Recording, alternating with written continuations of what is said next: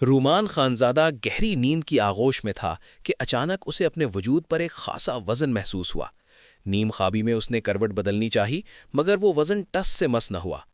उसी लम्हे उसके चेहरे पर ठंडे पानी के कतरे पड़े तो उसके एहसास में झरझुरी दौड़ गई। सर दर्द की शिद्दत से फटा जा रहा था, जैसे रात की थकन अभी उतरी न हो। उसने बोझल पलकें उठाईं तो सामने का मंजर देखकर उसकी रही सही नींद भी उड़ गई। सामने ईशल उसके पेट पर बैठी थी। दोनों हाथों में पानी का ग्लास थामे वो बड़ी मासूमियत से उंगलियां भिगोकर रुमान के चेहरे पर छींटे मार रही थी। आंखों में शरारत की चमक और होठों पर बेफिक्री, वही जो हमेशा रुमान को लाजवाब कर देती थी। ईशल, ये क्या बदतमीजी है, नीचे उतरो। आप इतनी देर क्यों सोते रहते हैं रुमान लाला, मुझे भूख लगी है। लाला का लफ्ज उसके आसाब पर हल्की सी जर्ब लगाता। गुस्से में उसने उसे अपने बराबर गिरा दिया।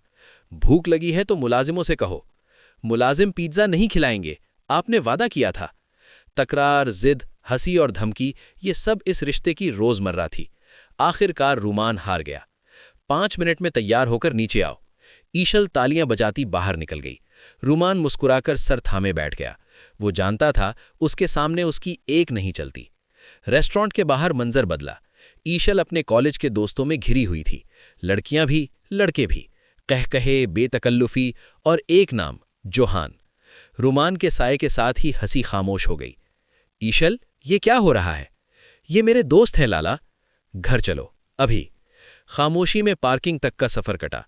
घर पहुंचकर गुस्सा टूटने लगा, मगर आंसुओं ने रुमान को रोक लिया। आई एम सॉरी, तुम मेरे लिए बहुत खास हो ईशल। इस लम्हे मोहब्बत और मुल्कियत के बीच एक बारीक सी लकीर खिंच गई। वक्त गुजरा। एशल यूनिवर्सिटी में कदम रख चुकी थी। नई दुनिया, नए फैसले। ये तब्दीली रोमान के लिए आसान न थी। उस शाम जब एशल ने बिना पूछे बाहर जाने का बताया, रोमान के दिल में पहली बार एहसास महरूमी ने सर उठाया। मैं बच्ची नहीं रही लाला। ये जुमला किसी जख्म की तरह लगा, खामोश मगर गहरा। इसी दौरान एक और नाम इस कहानी में दाखिल हुआ, हाजिक। अल्फाज में हमदर्द, लहजे में नरमी और नीयत में जहर। उसने आहिस्ता आहिस्ता एशल के जहन में सवाल बो दिए। आज़ादी क्या है? मोहब्बत की हद कहाँ ख़त्म होती है? और इख्तियार किसका होना चाहिए? एशल उलझने लगी और रोमान खामोश होने लगा। ये खामोशी आगे चलकर बहुत कुछ बदल देने वाली थी। यूनिवर्सिटी के पहले हफ्ते ने एशल को ऐसा महसूस कराया जैसे वो किसी नई दुनिया में दाखिल हो गई हो। कुशादा लॉन, रंग बरंगे बैनर्स, हंसते बोलते चेहरे और हर तरफ आज़ादी की एक अनजानी खुशबू। वो सुबह घर से निकली तो रुमान ने सिर्फ इतना कहा था, शाम तक वापस आ जाना। ना नसीहत, ना रोक टोक, बस एक जुमला। और यही जुमला एशल को अजीब सा लगा। पहले वो उसके हर कदम पर सवाल करता था, आज इतना मुख्तसर।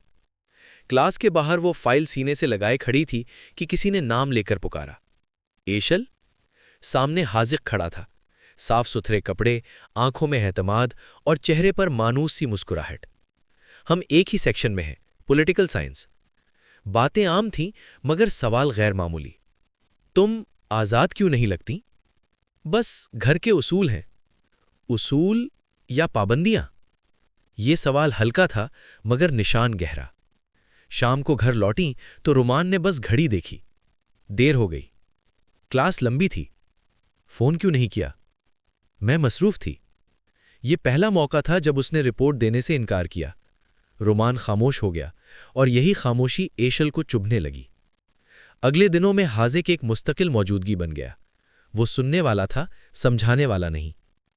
ये मोहब्बत नहीं, कंट्रोल है। वो मेरा ख्याल रखता है। ख्याल और कैद में फ़र्क होता है एशल। और ये फ़र्क आहिस्ता आहिस्ता उसके जहन में जगह बनाने लगा।